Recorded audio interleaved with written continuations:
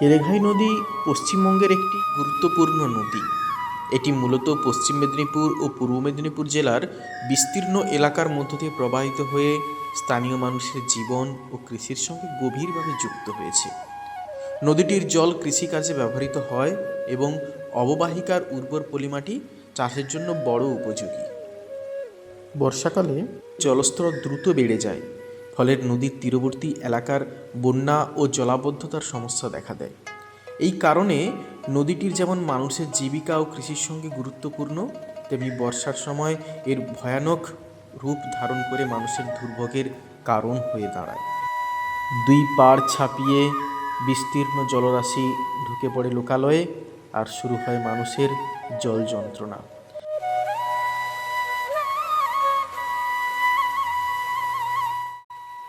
মূল জনজীবন থেকে তারা বিচ্ছিন্ন হয়ে পড়ে খাদ্য, শিক্ষা এবং স্বাস্থ্য পরিষেবা থেকেও। এমনকি পানীয় জলটাও তাদের কাছে সহজলভ্য আর হয় না। আজকে আমরা আপনাদেরকে এমন একটি প্রত্যন্ত গ্রামে নিয়ে যাব, যেই গ্রামগুলো নদী গর্ভে অবস্থিত। সেখানকার শিশু কিশোর থেকে শুরু করে আবাল বৃদ্ধ বনিতা এই জল যন্ত্রণার শিকার। বলতে পারেন এটা তাদের নিত্য জীবনের সঙ্গী হয়ে দাঁড়িয়েছে। পাহাড়ি জল যখন বর্ষাকালে নেমে আসে নদীর বুক চিতিয়ে, তখন তাদের এই যন্ত্রণার শুরু হয় বাঁচার লড়াই।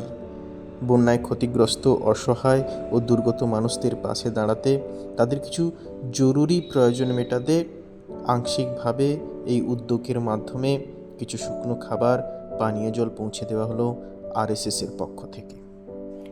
এই উদ্যোগের মূল উদ্দেশ্যই ছিল বন্যা কবলিত মানুষের দুর্দিনে তাদের পাশে দাঁড়ানো, সাময়িক দুর্ভোগ লাঘব করা, মানবিক সহায়তার মাধ্যমে তাদের মনের সাহস ও আশার সঞ্চার করা। আসুন সেই দুর্গত মানুষদের, তাদের অসহায়তার কথা আমরা এখন শুনি।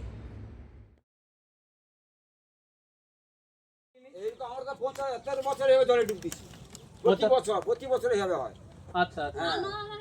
আর এত এখন যে হয়েছে এটা কতদিন ধরে হচ্ছে? কতদিন আষাঢ় মাস থেকে হচ্ছে, তাই কি? আষাঢ় মাস থেকে হচ্ছে 3 মাস, আষাঢ় শ্রাবণ ভাদ্র।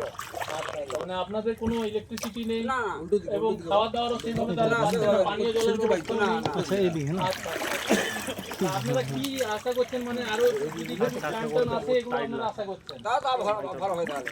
আচ্ছা ঠিক আছে ঠিক আছে, আমরা অবশ্যই চেষ্টা করবো আগামী দিনে, এবং আমরা এখানে এই সংকট সাধনের মাধ্যমে দেখাচ্ছি যে মানুষের দেখছে মাঝি দ্বীপের মধ্যে বাস করেছে। আমরা কতগুলো ফ্যামিলি রয়েছে এখানে? এখানে 50 জন আছে।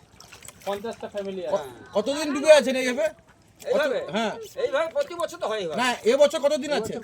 3 মাস। 3 মাস আছে। ঠিক আছে আমরা আগামী দিনে চেষ্টা করবো। এখন এই আপনারা তো যাই এই চিড়ামুড়ি তুলে দেবে, বাচ্চা ঘুরে খাবে। ঠিক আছে, ফোনে যোগাযোগ করব, পরবর্তী যা আপনাদের সাথে ফোনে আমরা যোগাযোগ রাখবো। আমরা কি আর আগামী দিনে আবার আসবো, দেখা হবে। ঠিক আছে। তা সবাই থেকে আসছেন নাকি? আমরা এসেছি খড়গপুর থেকে রাষ্ট্রীয়